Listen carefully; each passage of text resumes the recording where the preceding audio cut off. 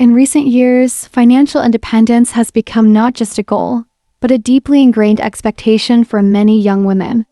With rising awareness of gender equality, increasing access to education and careers, and widespread feminist messaging, there's now an internalized belief: to be respected, free, and safe, a woman must be financially independent.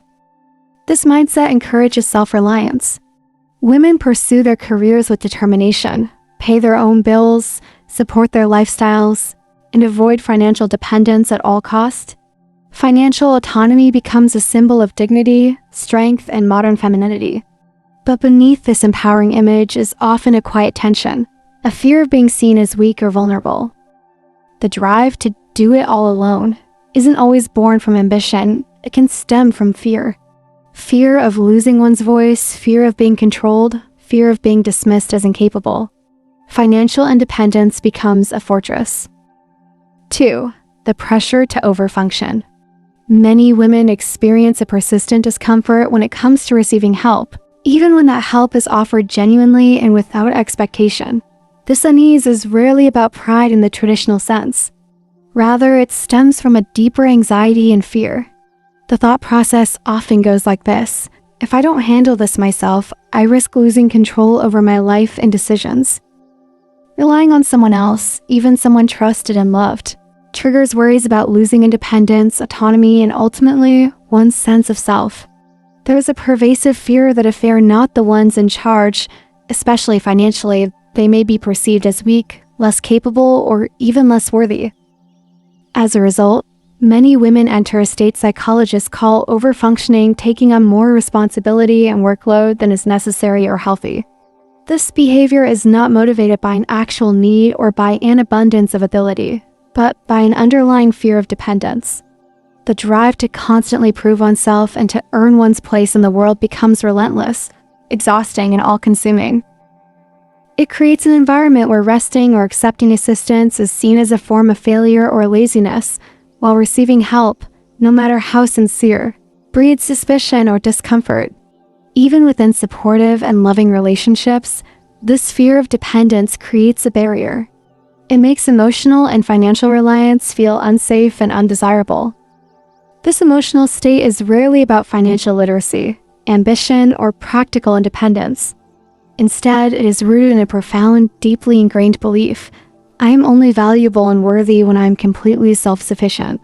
Independence itself is a noble and admirable quality, but when it becomes a survival mechanism based on fear, it transforms into a form of self-imposed isolation, a protective wall that separates women from connection, rest, and vulnerability. 3. Independence or control addiction. Financial independence is often celebrated as a powerful form of liberation. It opens doors to choice, provides a vital sense of security, and acts as a shield against vulnerability and dependence. When a woman is financially independent, she gains the ability to make decisions freely, to protect herself from harmful relationships or situations, and to build a life on her own terms. This autonomy is empowering and essential for personal growth and dignity. However, there is a subtle but important shift that can occur when financial independence crosses the line from healthy self-reliance into an inability to accept support from others. At this point, what appears to be empowerment may actually mask a deeper psychological need, a compulsion for control. This need arises from fear of being seen as weak, fear of losing agency, fear of being vulnerable or dependent on someone else. It's crucial to understand the difference between two very distinct emotional experiences. On one hand, feeling genuinely empowered because you have the skills, resources, and confidence to support yourself. This kind of independence comes from strength and choice, and it is a healthy foundation for a fulfilling life. On the other hand, feeling anxious and pressured because you believe that you must support yourself at all cost, even when it's exhausting or isolating. This kind of independence is not freeing. It is a source of constant stress, self-judgment, and relentless self-expectation. When financial independence becomes an obsession, it often manifests through various challenging behaviors and feelings, such as guilt over spending money that wasn't earned personally, even if it comes from loved ones or as a gift. The person may feel undeserving or worry that accepting help diminishes their worth. Discomfort or refusal to accept gifts or financial support, even when these gestures come from people who care deeply about them. This discomfort is less about the gift itself and more about what accepting it might symbolize: dependence or loss of control. Constant pressure to earn more and do more, often at the expense of physical health, mental well-being, or meaningful relationships. This pressure drives an endless cycle of work and achievement that never feels sufficient.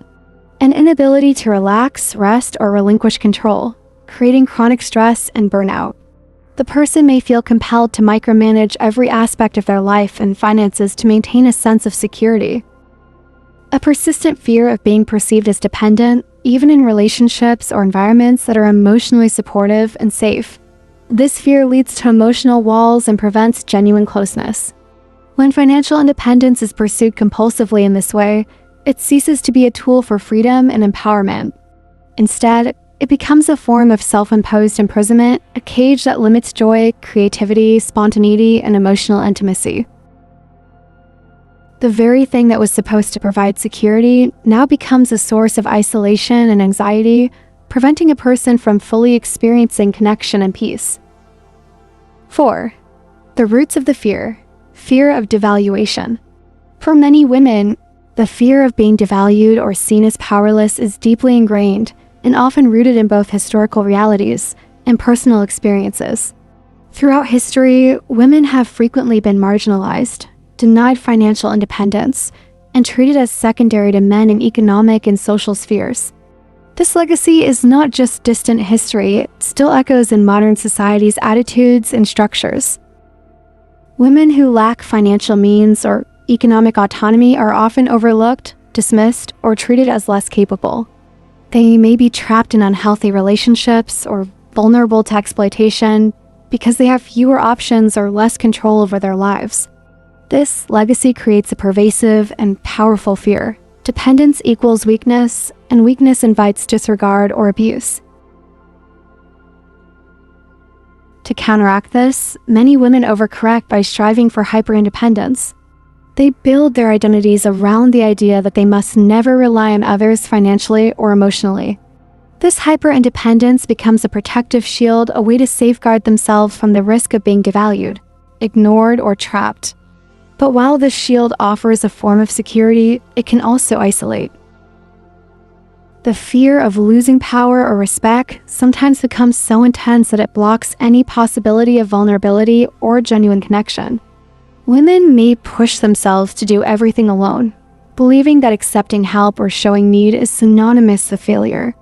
This mindset can result in chronic stress, exhaustion, and a constant need to prove one's worth, not to others, but to oneself. Cultural pressure and social comparison. Another significant factor feeding this dynamic is the powerful cultural narrative surrounding women's success and autonomy in today's world. Society tends to celebrate women who achieve financial success at a young age, who appear effortlessly strong, independent, and flawless. Media portrayals, social media feeds, and public discourse frequently showcase images of women who have it all: a successful career, financial abundance, and total control over their lives. This cultural story often leaves very little room for struggle, softness, or moments of interdependence. It frames vulnerability or financial difficulty as personal failures rather than natural parts of life. The message is often unspoken but clearly felt: be strong, be wealthy, be self-sufficient, be enough. In this environment, any sign of financial fragility or neediness is internalized as a weakness or inadequacy. Women feel pressured not only to succeed but to maintain a polished image of autonomy and control. This leaves them feeling isolated if they face challenges, because admitting to financial insecurity or asking for help contradicts the dominant cultural ideal. The weight of this expectation drives some women to hide their struggles and overextend themselves, sacrificing emotional well-being to uphold a socially acceptable facade of success. Lack of emotional permission to receive. Compounding these fears and cultural pressures is the emotional lesson many women grow up with. Be independent, but don't receive. From an early age, girls are often encouraged to be strong, to help others, and to give without expecting anything in return. They learn pride in their ability to carry burdens and support others emotionally and practically. However, what is less often taught is how to receive help, support, or care gracefully and without guilt. Receiving can feel like losing control, or even like a failure to uphold the image of independence. This creates a profound emotional imbalance where giving is associated with strength and receiving is associated with weakness or indebtedness. This imbalance distorts relationships. It can create dynamics where women give continuously but struggle to accept help, even when it would benefit them. This reluctance to receive fosters a sense of isolation and reinforces the damaging idea that needing others is a sign of weakness, rather than a natural part of human connection. Without emotional permission to receive, many women find themselves trapped in cycles of self-reliance that, paradoxically, limit their ability to fully experience intimacy, trust, and mutual support. Learning to accept help, whether emotional, financial, or practical, is not a loss of agency, but an essential part of healthy relationships and self-care. 5. The hidden costs of hyper-independence.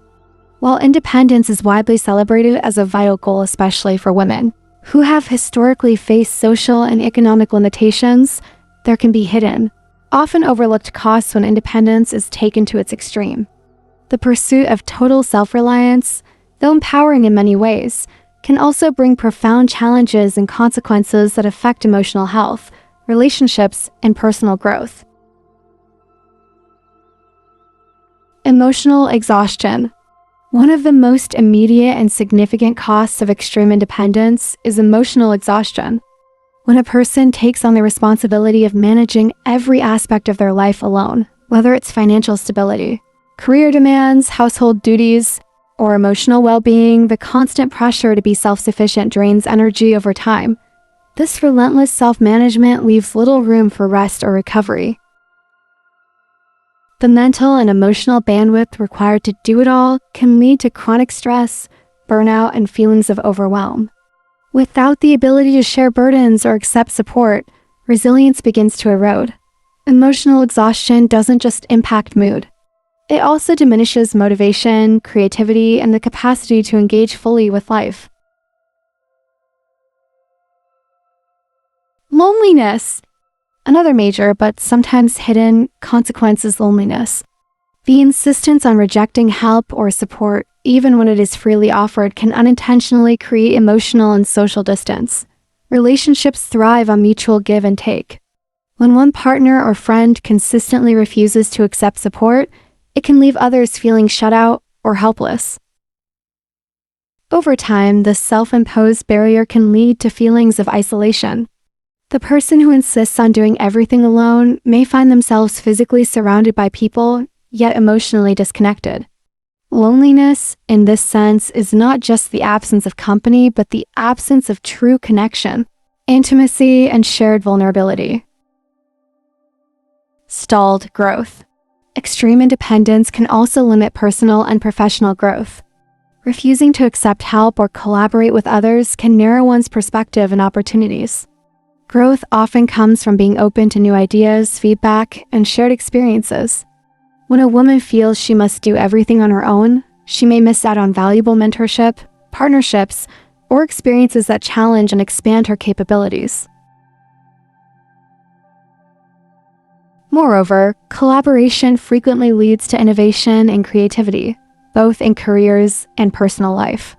By shutting down opportunities to rely on others, even temporarily, one inadvertently stalls their own development and may become stuck in repetitive patterns rather than evolving.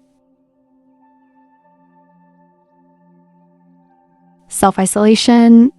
At its core, the belief that I must do everything myself can become a form of self-isolation, rather than building bridges that foster support, empathy, and shared strength. This mindset creates walls that separate a woman from others. These walls, while protective in intention, can block meaningful connections and emotional nourishment. Self-isolation feeds into a cycle where vulnerability is feared, needs are hidden, and emotional expression is suppressed. Over time, this can lead to loneliness, anxiety, and even depression. Paradoxically, the very independence that was meant to empower becomes a source of disconnection and emotional pain. When independence becomes a measure of self-worth, perhaps the most insidious impact of extreme, independence is the way it becomes tightly bound to a woman's sense of self-worth. When independence is no longer just a goal, but a requirement, when worthiness is judged by how much one can do alone, any moment of vulnerability, need, or dependence feels like a threat. The natural human experience of needing support at times transforms into a source of shame or fear. This mindset creates an internal prison where admitting weakness or asking for help is avoided at all costs. In this scenario, independence stops being a healthy expression of freedom and self-reliance. Instead, it becomes a rigid, self-imposed rule that limits authenticity and growth. It denies the fundamental truth that humans are relational beings who thrive not only on autonomy, but also on connection, support, and interdependence. Understanding these hidden costs is crucial for redefining what independence truly means. It is not about isolation or doing everything alone, but about having the freedom to choose when to lean in and when to lean on others. True independence includes the courage to be vulnerable, to accept help, and to build meaningful connections that enrich life rather than diminish it. 6. Redefining independence. Independence is the power to choose. True independence is often misunderstood as an absolute state of never needing anyone else, an unbreakable fortress of self-reliance. But in reality, independence is far more nuanced and powerful. It is not about rigidly refusing help or support. It is about having the freedom to choose whether to accept or decline assistance without fear, shame, or obligation. A truly empowered woman understands that independence means owning her choices, whether that means standing firmly on her own 2 feet or allowing someone else to stand beside her. It's the freedom to decide in each moment what she needs, without pressure or internalized judgments. This kind of independence is flexible and dynamic, responsive to life's changing circumstances rather than constrained by unrealistic ideals. Independence as power means recognizing that needing support at times does not make one weak or less worthy. Instead, it reflects wisdom, courage, and self-awareness. It's about trusting yourself enough to know when to ask for help and when to go it alone, and knowing that both choices come from strength, not fear. Receiving is a strength, not a weakness. In many cultures and personal narratives, there is a misconception that to receive help, care, or generosity is somehow an admission of failure or inferiority. But the act of receiving is far from defeat. It is, in fact, a profound act of trust and vulnerability. When a woman allows herself to receive, she is saying, I am open to connection. I am worthy of kindness and care. I value myself enough to let others in. Receiving requires courage because it means breaking down the walls of self-sufficiency and allowing oneself to be supported and seen. This act doesn't diminish independence, it actually expands it. It strengthens relationships, builds emotional resilience, and cultivates a sense of belonging. The ability to receive is an essential part of healthy interdependence, which is the balance between autonomy and connection. Receiving help can replenish energy, inspire growth, and deepen trust, making one's independence more sustainable and joyful. Rest is not laziness. In the relentless pursuit of independence and achievement, rest is often misunderstood as a luxury or even a sign of weakness. Many women, conditioned to push through fatigue and handle it all, may feel guilty for taking breaks or asking for support. Yet, rest is not the opposite of ambition. It is a foundation that sustains it. Taking time to pause, breathe, and care for oneself is essential for long-term success and well-being. It restores mental clarity, emotional balance, and physical health. Rest allows creativity and motivation to flourish rather than diminish. Slowing down or stepping back does not mean you are less capable or less committed. It means you are honoring your humanity and acknowledging your limits. Allowing yourself to rest is an act of self-respect and empowerment.